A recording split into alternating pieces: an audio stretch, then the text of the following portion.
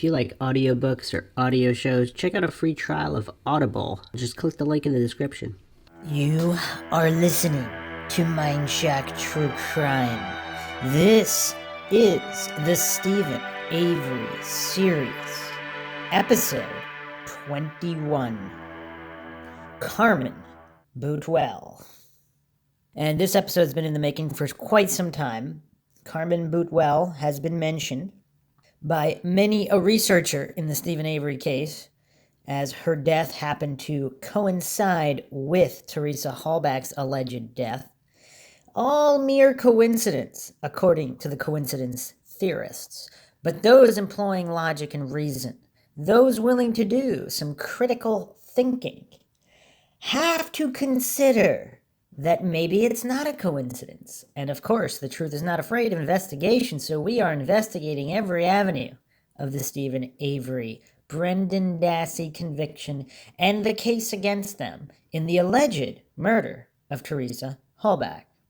As always, if you like the podcast, you can donate to our PayPal. Just check the link in the description. Make sure you subscribe to the channel. Hit the bell for notifications. If you like the podcast, hit that like button. Feel free to share it across social media platforms. Questions, comments, theories, suggestions, debunkings.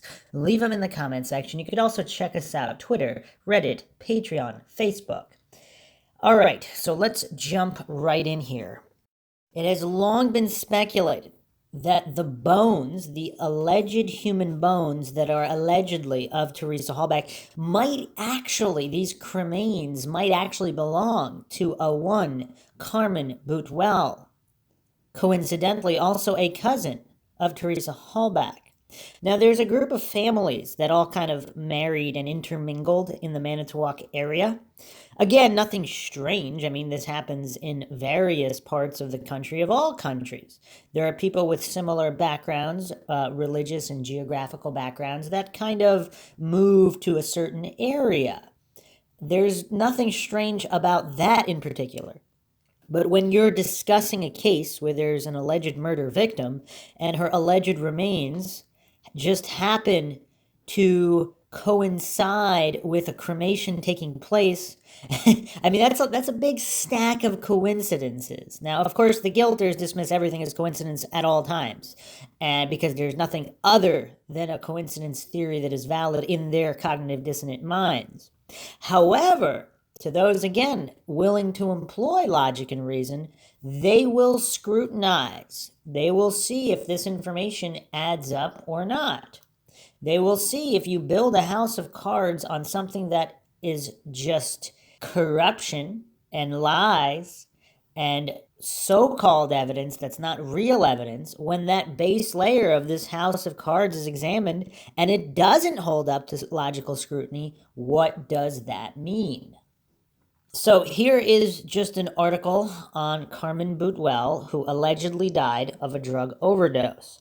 We will see some familiar names in the investigation, and we will see some interestingly overlapping timelines. This is an article from the Herald Times Reporter, published June 7, 2014, Drug Death, A Painful Memory. Manitowoc. Judy Wilson of Manitowoc has lived with a mother's sorrow, guilt, and anger for a long time. A recovering alcoholic, Wilson watched her daughter take the same destructive path she had once stumbled down until a deadly mixture of drugs and booze ended her daughter's life more than 8 years ago. Carmen Boutwell was 24. For a long time, I felt that I could have saved her if I hadn't been caught up in my own disease, she said. That was my baby girl. She had a big heart. She just made a wrong decision, and it killed her. Wilson has also been carrying around anger that no one was ever brought to justice for providing her daughter with drugs. And of course, we'll be examining the veracity of the official narrative regarding Carmen Boutwell's death, but it would be that much more tragic if she was murdered and her death was made to look like a drug overdose. Once again, the coincidence theorists will completely ignore the countless amount of cases. I mean, drug overdose is like a go-to, just similar to suicide, when deaths are being faked, when murders are being staged. Is that what happened here? I don't know. I wasn't there. I'm not pretending to know. But to just immediately dismiss all possibility of that all the time without even logically examining it, I mean, that's just silliness. That's not what a objective, neutral, honest investigator would do. All right. Boutwell died on November 3rd, 2005 of a methadone overdose. Alcohol was contributing factor according to the Manitowoc County Coroner's Office. Her death was one of the first local cases of a young person overdosing on prescription drugs, the start of what grew to become a rash of area drug-related deaths, said Captain Scott Lucherhand of the Manitowoc Police Department. Challenge authorities. At the time of Boutwell's death, investigators found no evidence of who might have given her the prescription narcotic used for pain relief and to wean addicts off of heroin, he said. The scary part of methadone is when you combine it with alcohol and benzodiazepines, a class of drugs often used to treat anxiety and insomnia, said Lieutenant Dave Remiker. Where have we seen that name before? Of the Manitowoc County Metro Drug Unit. It's a deadly combination. Methadone winds up on the street when individuals who are prescribed the drug turn around and sell it, he said. Boutwell did not have a prescription for methadone. Someone provided those drugs to her, Lucherhand said. Cases such as this are challenging to investigate, especially if there was a ton of corruption involved and setting up other people in other cases at the same time. Often those responsible are reluctant to come forward because they know the family or don't want to put a stop to their flow of drugs, he said. Or they're prevented by doing so because they're involved in some kind of law enforcement conspiracy, but we don't know. It's like finding a needle in a haystack, Remiker said, and then obtaining enough evidence to prove a case beyond a reasonable doubt is the standard we're held to. But who's enforcing that standard? Clearly it hasn't been enforced in the Stephen Avery, Brendan Dassey convictions. I mean, beyond a reasonable doubt, I don't know any individual with a functioning brain who would think that the case made against them was beyond a reasonable doubt. Even if they're guilty, there's no actual evidence that holds up to logical scrutiny. Very, very bizarre. All right. This case remains open, and if new evidence is obtained, the suspect could face a charge of first-degree reckless homicide, Lucherhand said. He added that more rehab facilities available to drug users or stiffer prison sentences for drug sellers would go a long way towards keeping drugs off the streets. Because that's worked so well so far, right? Man. All right. The moms are always left behind, which we feel terrible for. A lot of family and friends are left behind. These people want closure. They want answers to what happened and, if possible, to hold someone accountable, Lucherhand said. A family problem. Boutwell's substance abuse began with alcohol at an early age. Alcoholism ran in both sides of her family, said Wilson, 50. She herself began drinking when she was 11. That is rough. Her daughter was about 13 or 14 when she had her first taste of booze. The pills and marijuana came later, but not much later, Wilson said. I wasn't aware of the extent of the drugs. You know, it's weird, too. A lot of the coincidence theorists don't want to look at this, but in cases of police corruption where they're faked murders and all these other things, a lot of times people with drug offenses or drug users, drug dealers, these are the people they use in their schemes because they're the easier ones to exploit. And when they are complicit in something or know other individuals, it's easy to snuff them out because then you could just stage it as a drug overdose. So again, just something that is common in conspiracies or cover-ups. I'm not saying the conspiracies and cover-ups themselves are common, but when they occur, in the cases that they are occurring in, these are go-to strategies. Their relationship was more like friends than mother-daughter. I was very young when I had her, so we kind of grew up together, Wilson said. During an interview, Wilson shared fond memories of her daughter. Boutwell was close to her two brothers and enjoyed skateboarding, playing music, and frisbee golf. She loved animals and had a sharp sense of humor. She could always make me laugh, Wilson said. Boutwell even talked about going back to school so she could have a fresh start, she said. To me, she was the perfect daughter, Wilson said. She was very special. Boutwell's drug use began to escalate about 6 months prior to her death, her mother said. She always had a wonderful attitude about life. She tried to hold on to that, but she seemed depressed a lot, sad. Wilson said. She just wasn't taking care of herself, but she was trying very hard. Boutwell's maternal grandmother found her collapsed on the floor just as she was about to put on some of the music that she loved so much. Here, this beautiful, beautiful woman who never hurt anyone had this addiction, Wilson said. She abused drugs, she had a disease. Wake up call. I know it's really difficult for parents to find out what their children are up to, but it's important they do, Wilson said. Parents need to pay close attention to how their children behave and who they hang around with, she said. That's what parents are for, not to be their friend, Wilson said. I made that mistake trying to be Carmen's friend, and it cost a life. Sharing her story is one way of not only helping others, but be aware of the dangers of drugs and alcohol, but also of finding that closure for herself. She takes one day at a time and keeps track of the days that she has remained sober. I know Carmen would want me to be sober, Wilson said. All right, so obviously a very, very tragic case, particularly, again, if it was a murder staged in this way. And even if it wasn't, again, let's not fall for black and white fallacies, because we are going to be examining some connections with the funeral home, Manitowoc County law enforcement, and these similar individuals involved in these investigations. If this really was an accidental drug overdose, and Manitowoc County law officials involved in a frame-up, if that's what they were doing to Stephen Avery, they just took advantage of the situation and used these bones, particularly if there was some relation. But the DNA, again, Hallback's, the DNA results of the bones could not exclude Teresa Hallback, which is by no means a match. I mean, that wouldn't exclude a whole lot of people. So, again, whether Boutwell was related or not, I mean, although her resemblance to Teresa Hallback is a little bit uncanny. So that's just a general article. Let's go to an article by John Farrak. This was USA Today Network, Wisconsin, Post Crescent. Making a Murderer, Theories Abound. This was November 27th, 2016, by John Farrak. I'm going to skip to the part of the article that deals with Carmen Boutwell.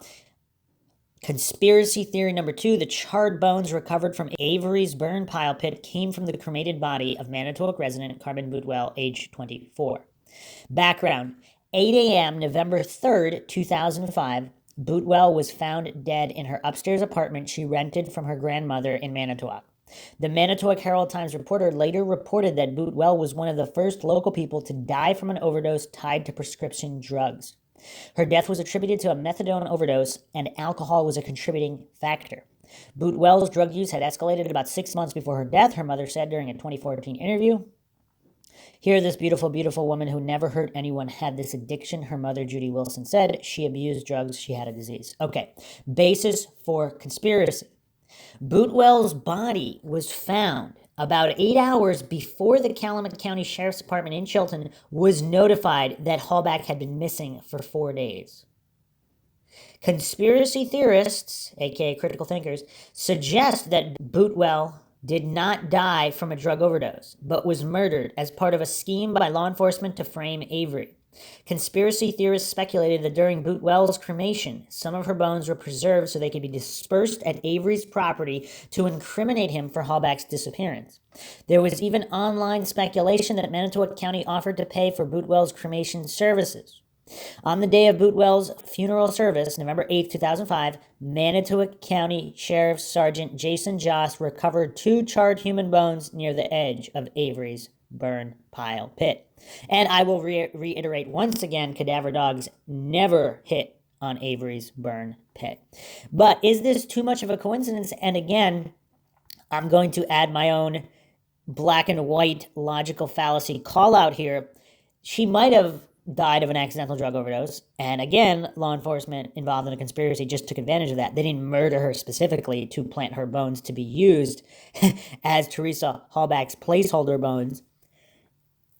They could have just been taking advantage of a situation. I don't know why people don't consider that possibility. Okay, back to the article. Flaws with conspiracy. There's no apparent credibility to suggest that Boutwell was murdered, or that the Manitowoc County Sheriff's Department managed to sneak some of Boutwell's bones out of the Pfeffer funeral home and crematory in Manitowoc as part of an elaborate and deliberate plan to frame Avery for the missing photographer's disappearance. Moreover, Boutwell's overdose death was investigated by the Manitowoc Police Department, not the Manitowoc County Sheriff's Department.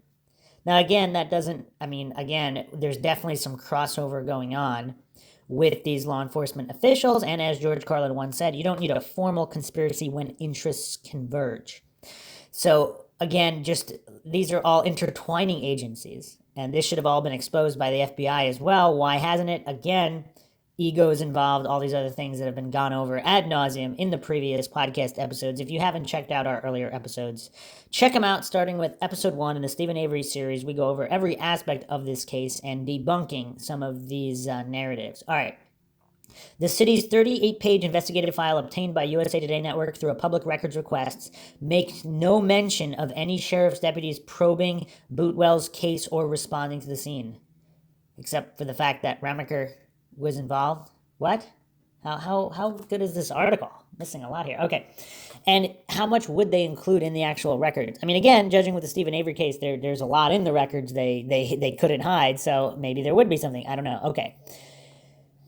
Boutwell's body was found by one of her friends, Jessica A. Miller, then 28, on the living room floor of Boutwell's apartment.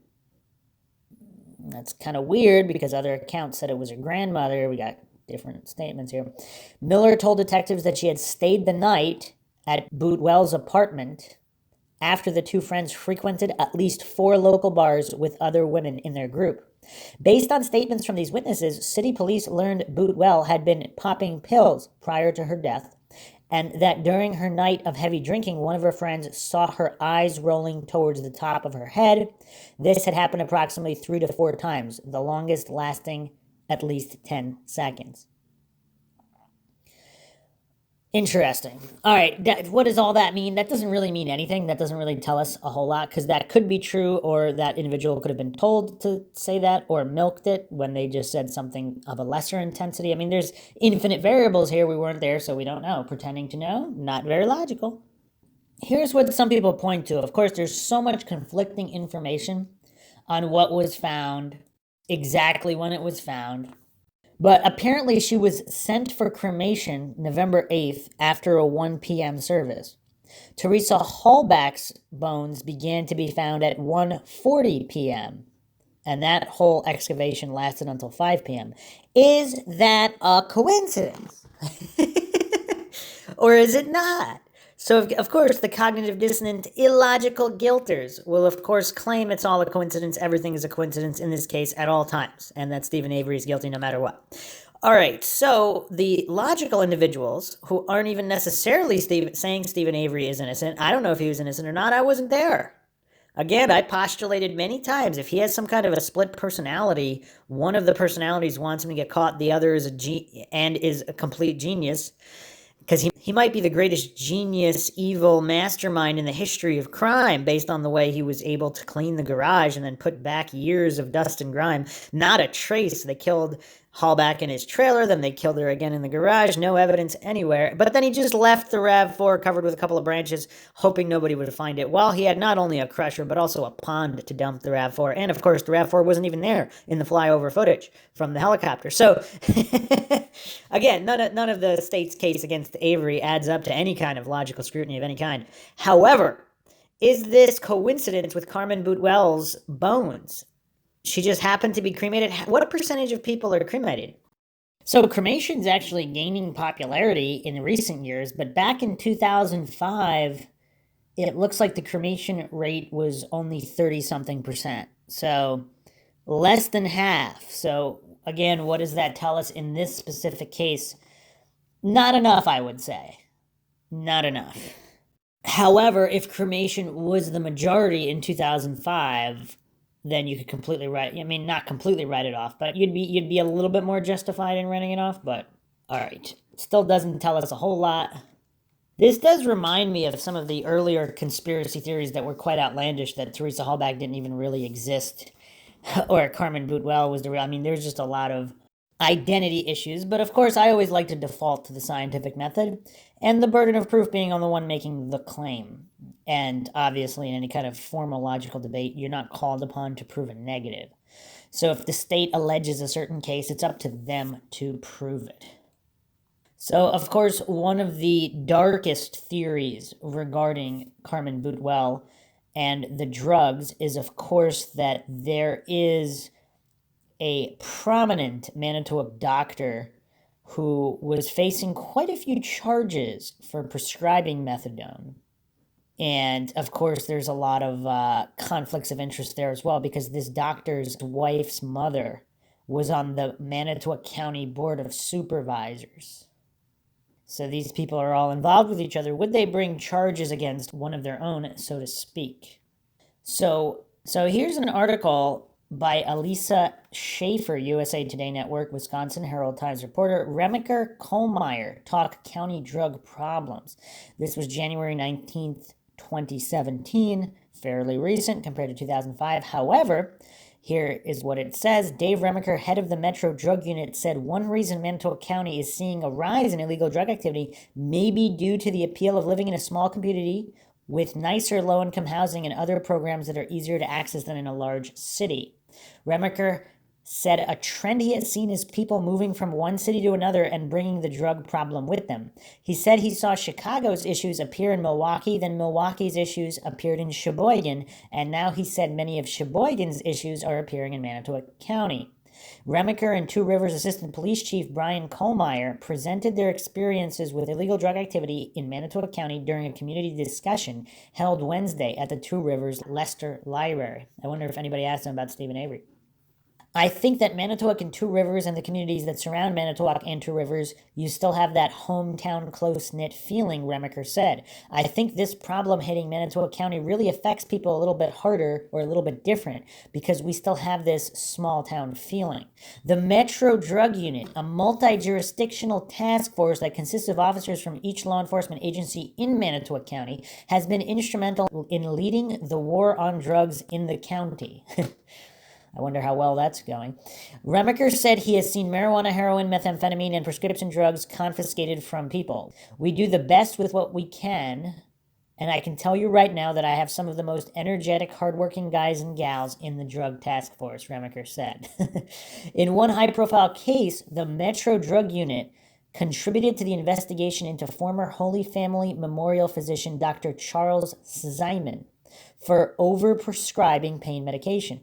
Zyman was charged with 19 counts of drug trafficking, to which he pleaded not guilty in June.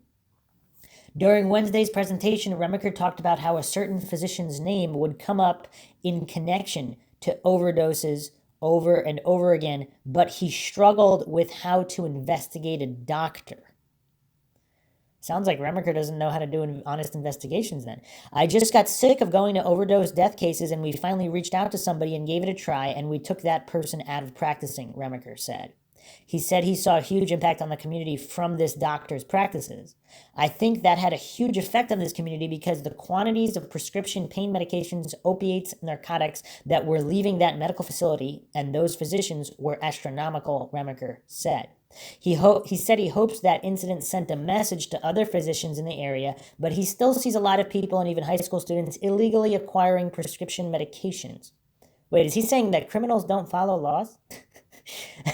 Or people that want to do drugs aren't going to pay attention to the law? That's kind of weird. It's a revolutionary concept, Remiker. All right. So he admitted that he didn't know how to investigate a physician, so he just let this physician overprescribe and cause all these deaths until there was a certain point of outrage where he decided to just take the doctor out of practice. That's an interesting admission by Remiker. I mean, how much blood is on Remiker's hands just in allowing this, just refusing to investigate him because he didn't know how to investigate him? That's kind of bizarre for such a veteran investigator such as Remiker. I mean, very, very weird. And of course, he was the one who, in quotes, investigated Carmen Boutwell's death. Very, very bizarre. And then, of course, the case is unsolved. Remiker's quote, "It's like finding a needle in a haystack." And then obtaining enough evidence to prove a case beyond a reasonable doubt is the standard we're held to. Also, if this physician was connected to Manitoba County law enforcement, corruption, and all these things. Perhaps the club that Dave Begotka talks about. All of these officers involved. So we really don't know what's going on in Manitoba County. In Corruptowalk, as many people have affectionately named this county. You know, it's weird, like how many other people were cremated on that day that Teresa Hallback's bones were found? I mean, I'm just saying, it's just, to just write it off as sheer coincidence without investigating, it seems bizarre. And then, of course, a lot of rumors around Carmen Boutwell. Apparently, she was one of the dispatcher's neighbors. And I believe people were saying online, I don't know if this is true or not, this is the same funeral home that the Kusariks use.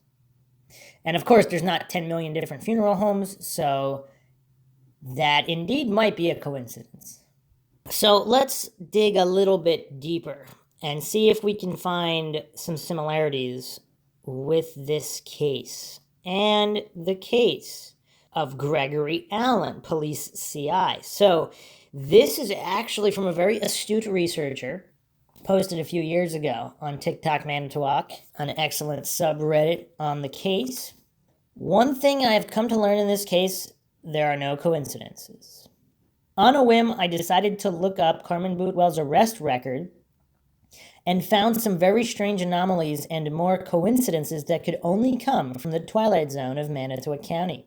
I know many think this idea is absolutely nuts, and I did too until I actually started looking into it. There are certain events that lead people to look into Carmen Boutwell's death in the first place, and the timing of her death is just the tip of the iceberg. I started looking into it to eliminate and debunk this whole idea, but found even more coincidences that I simply could not ignore.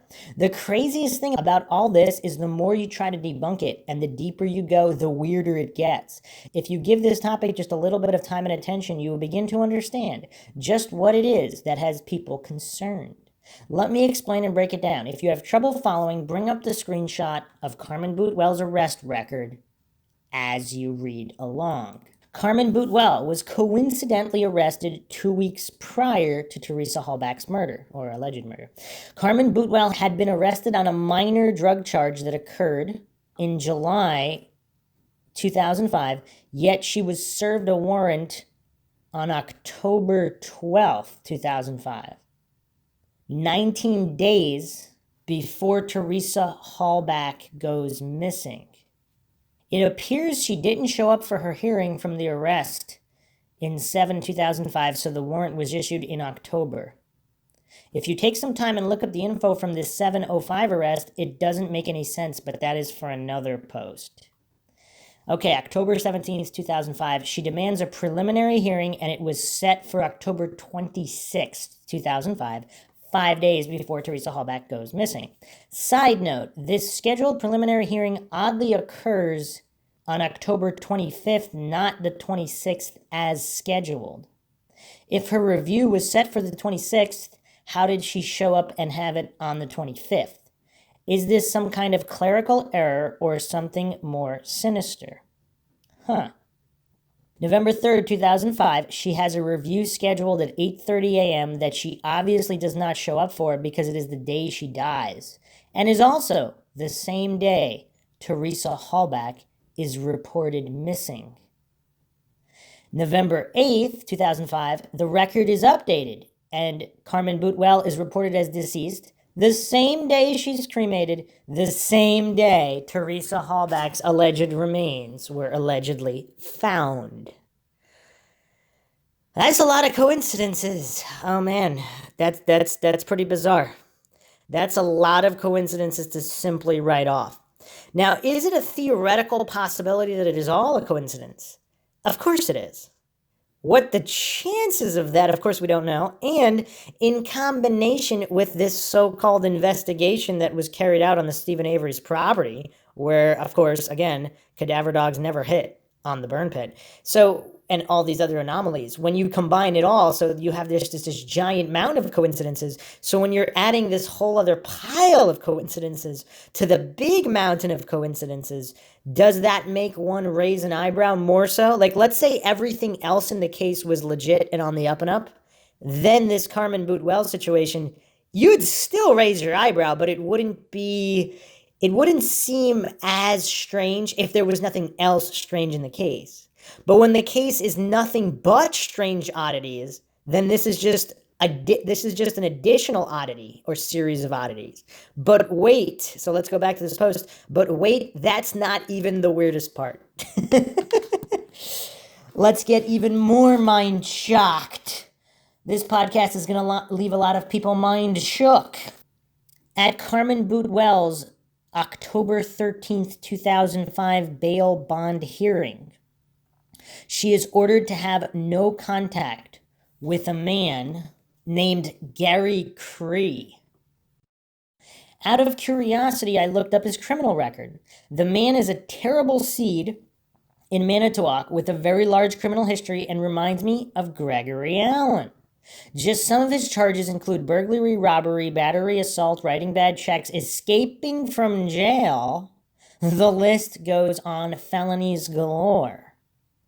How and why this man was still roaming the streets free is beyond me. He should have been locked up in the state prison just like Gregory Allen back in '85, but for some reason, it appears he is treated with leniency. Below, I have outlined the criminal record of interest regarding Gary Cree. Again, the dates cannot be more coincidences. It's worth noting I have no idea Carmen Boutwell's relation to Gary Cree. I have heard people call him her boyfriend, but I have no way to prove that. The point is they were connected in some way aside from the no contact order from this report. And this is Manitowoc County case number 2005 CF000352. On October 7, 2005, he has a bail bond hearing where it is decided that the matter is continued for initial appearance on October 31st, 2005 at 2:30 p.m. The date and almost exact time Teresa Hallback was to be at Avery's and never seen or heard from again. If he is in custody, what is the big deal? It's important to remember in 1985, Vogel tried to create an alibi for Gregory Allen, but eventually got caught. He made up a blatant lie about how Gregory Allen could not have committed the Biernston crime because he was on probation in Door County. Here's a screenshot of where Vogel tried to create an alibi for Gregory Allen. And from the file right here, Vogel told her that Allen could not have committed the crime because he was on probation in Door County at the time the crime was committed, and that Allen's probation officer had been contacted, and the probation officer verified that Allen had an alibi covering the time the crime was committed. Investigators later discovered that Allen was not placed on probation until April 2nd, 1986, well after Avery's conviction. Vogel's a liar? I don't think anybody's surprised by this. Okay, anyway, by the way, you can find this document, Correspondence Memorandum, Department of Justice, December 12th, 2003. Mark Rohrer, District Attorney, Manitowoc County, from Peggy A. Lautenschlager, Attorney General. The subject is the Avery Review. Of course, these names come up many times. Okay. So the question is, did Vogel learn from this and manufacture a solid alibi for the next frame-up job? One that could be verified on the record, considering all these coincidences and the behavior of the men who framed Avery the first time. One has to ask these questions. Interestingly, there is a note on Gary Cree's record that says duplicate original delivered to Sheriff Peterson. Why does it say this? Why is this being sent to a good old boy? It is also worth noting on October 31st, 2005, Gary Cree's failure to report to jail was reduced from a felony to a misdemeanor. He was also able to leave jail during normal hours under Huber law. Note on Huber law, any person sentenced to a county jail for a crime may be granted the privilege of leaving the jail during necessary and reasonable hours for any of the following purposes: seeking employment or engaging in employment training, working at employment, performing community service work, self-employed occupation including housekeeping and attending the needs of the person's family, attendance at an educational institution, medical treatment, etc. That's really bizarre. Now, in the case of, let's say, non-violent offenders or where there were no injured parties or drug charges, things of that nature, that's all perfectly reasonable. But in cases of assault or any of these other countless felonies that this guy's in prison for, that's bizarre. So even though Gary Cree was supposedly in custody, he could come and go as he pleased from jail. And that's another thing, too. In a lot of these cases, coincidence theorists might dismiss certain suspects as saying, oh, well, they were supposedly in jail for the time. Well, again, when you logically examine, if you don't take that on blind faith as gospel truth, and you logically examine further, for example, with this Huber law, you can find so-called holes in a lot of these theories. So to just be religiously dogmatic about certain aspects of certain cases, that's just silliness. And that's why the MINDSHOCK podcast exists, where we won't fall for such logical fallacies. So here we go. So even though Gary Cree was supposedly in custody, he can come and go as he pleased from jail, which is odd considering his record. He is a repeat offender and should not be given these privileges in the first place. He has a history of escaping because of these privileges, yet they give Huber privileges again anyway. So again, this is why some people think that he was a CI, similar to Gregory Allen, who had his surveillance pulled coincidentally during the Penny Berenson assault. Because so he was being monitored for long periods of time, but just not during that time. Very, very bizarre. All right. Now, with all this being said, I think we can agree it is quite odd both these individuals were in contact with law enforcement and have very questionable dates and times on their records that correlate perfectly with the disappearance and death of Teresa Halbach, or alleged death of Teresa Halbach. How can we say this is some kind of a coincidence? Quite honestly, it would be foolish to write this off because it's just too wacky. We need to question all this until we get answers. The main question I have was Gary Cree, the big dog's new Gregory Allen. If you have been paying attention to recent news, you will know that Wisconsin is swarming with corruption. I'm not sure what is going on, but I find it all too convenient. Gary Cree was presumably in court at 2:30 p.m., October 31st, 2005, almost the exact time Teresa Halbach was murdered. Seems like a good alibi if that is in fact what is going on here. I mean, wouldn't that be easy to verify, though? I wonder if our astute online researchers can track that down so if anybody can verify that Gary Cree was physically present in court at that time.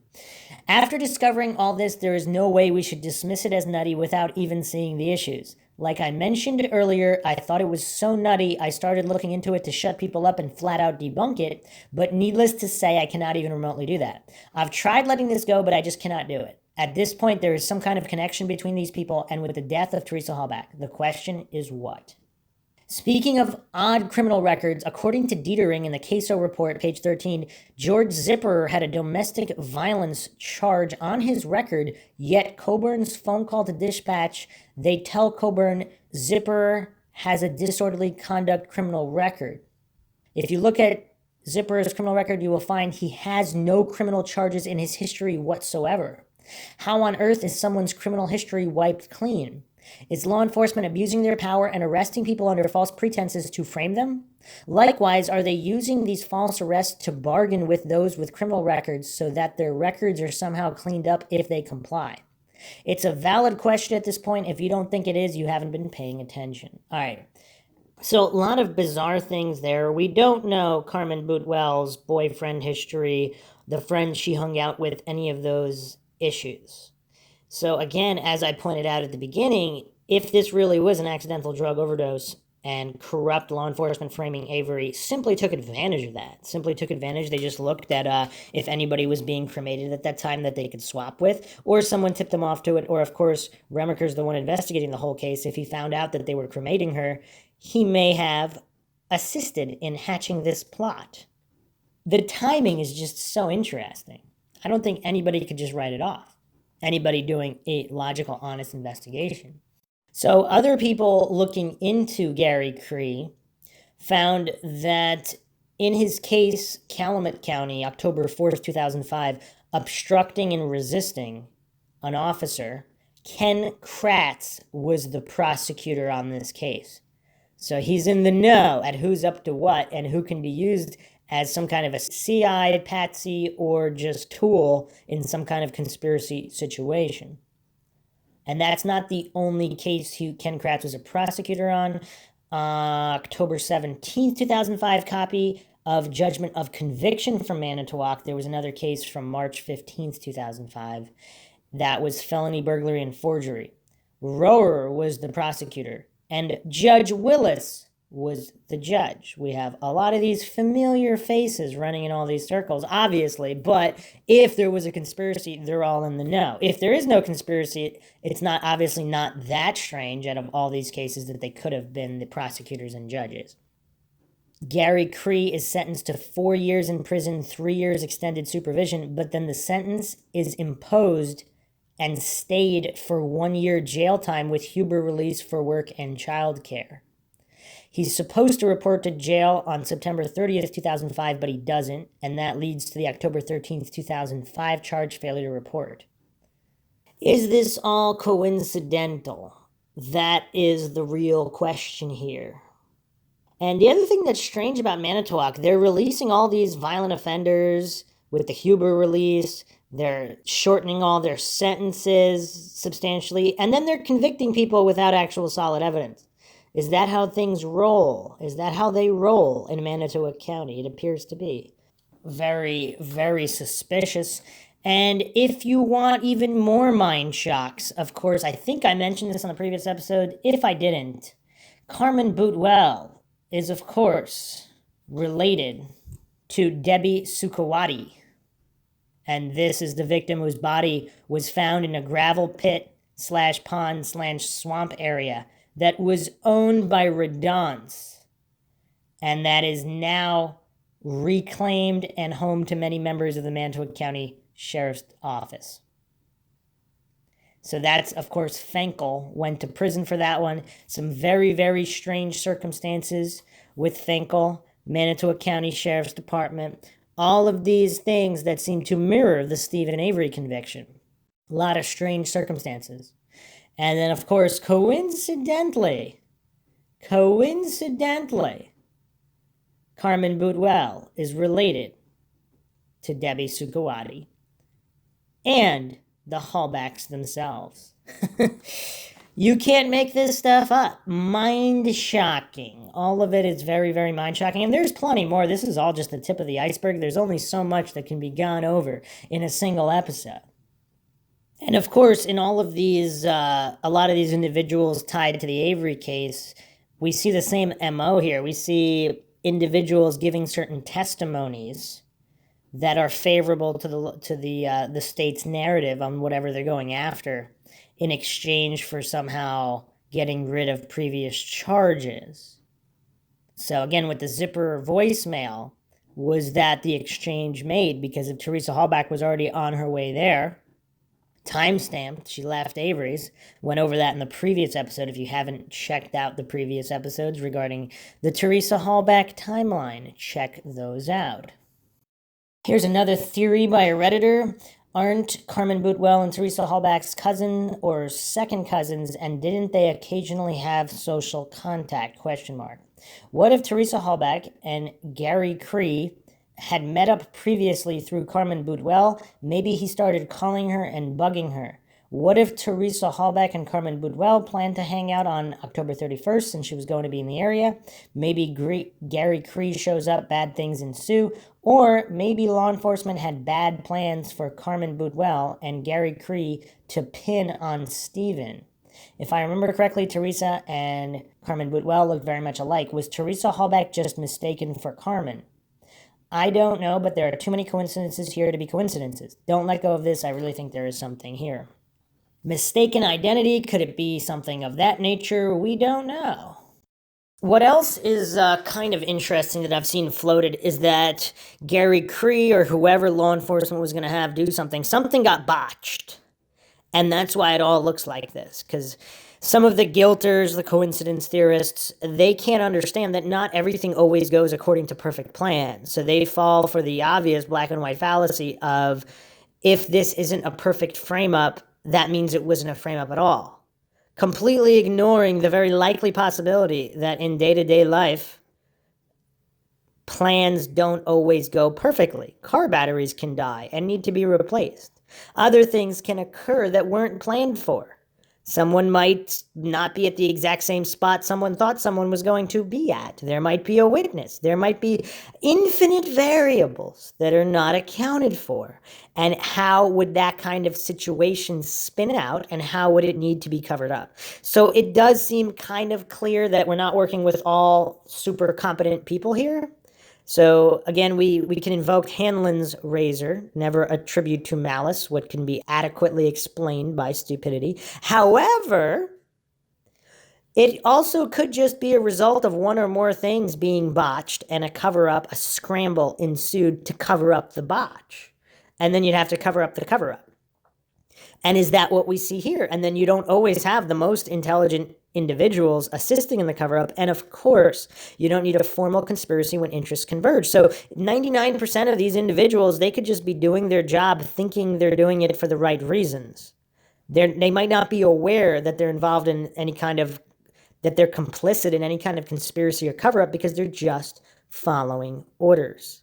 Again, guilters and coincidence theorists, they need to really study the history of how conspiracies are carried out, involving law enforcement, not involving law enforcement. It's just the basics of conspiracies and frame-ups, and how 99% of the totem pole, so to speak, the chain of command, they're not knowingly involved and engaging in a conspiracy and cover-up of a crime or a frame-up, because they really think it's on the up and up, and they're just doing what they're told. So if a superior tells them something, they're not going to assume the superior is involved in planting evidence or involved in some kind of a conspiracy. Why would they randomly assume that? They're going to assume they're telling the truth and Avery's guilty, and they're just, following the orders given to them by superiors. And if there are certain glitches in the paperwork or not, those are just little mistakes. I mean, humans make mistakes all the time, right? Which, that's true. So again, everything comes back to 99% of the people involved not knowing what was really going on. They could grow suspicious, of course, but how many people in their shoes would really try to blow the whistle on anything? So again, and especially if a lot of the higher ups are all friendly with each other, you'd get buried for trying to bring something like that to light.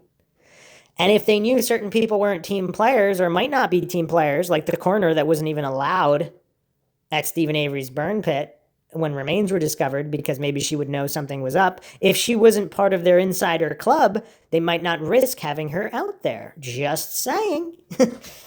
So, of course, just a quick overview again, in order for there was no bonfire even reported. If you go back through the so-called evidence episodes on MINDSHOCK, we go over the legend of the bonfire, how nobody saw any bonfire. Then it got bigger with time as coerced testimonies progressed.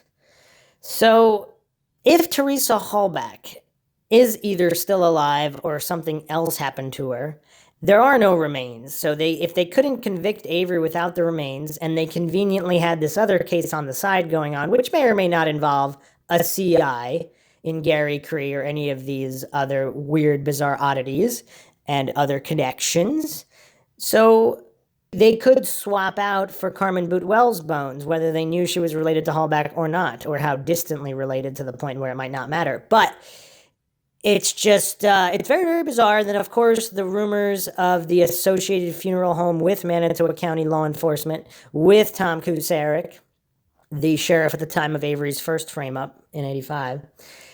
Just all of these strange oddities on whether or not law enforcement pushed for the cremation and paid for the services, or partly paid for the service, or just offered to pay and actually didn't pay. We don't know the situation there. A lot of rumors abound online. But what is bizarre is that the bones ending up the way they ended up, either being planted or whatever on Avery's, they would have had to, they were cremains basically. So the temperature of the fire, all of the physics don't add up. So if you considered that these were somehow bones that were officially cremated at a funeral home, if these were bones that were officially cremated as part of some kind of official cremation with the according equipment, with the correct equipment, that could account for the state of the bones found on Avery's. So again, always unanswered questions regarding the Stephen Avery case. Other rumors and allegations of Manitowoc County officials also being involved in the drug scene, the club, all these things that might tie in Boutwell. So, yes, many more questions than answered in the Teresa Hallback case. In the Stephen Avery and Brendan Dassey convictions, MindShock will continue to cover plenty more bizarre oddities in this seemingly never-ending list of anomalies and coincidences in typical MindShock fashion, with logic and reason at the forefront. If you like the podcast, you can donate to our PayPal. Just check the link in the description. Make sure to subscribe to the channel, hit the bell for notifications. Make sure you allow your device to have those notifications come through. If you like the podcast, hit that like button. Feel free to share it across social media platforms. Questions, comments, theories, suggestions, debunkings, rebuttals, leave them in the comments section. And you can check us out on Twitter, Reddit, Patreon, and Facebook. This is Bruce McGuire signing off. Catch you guys next time.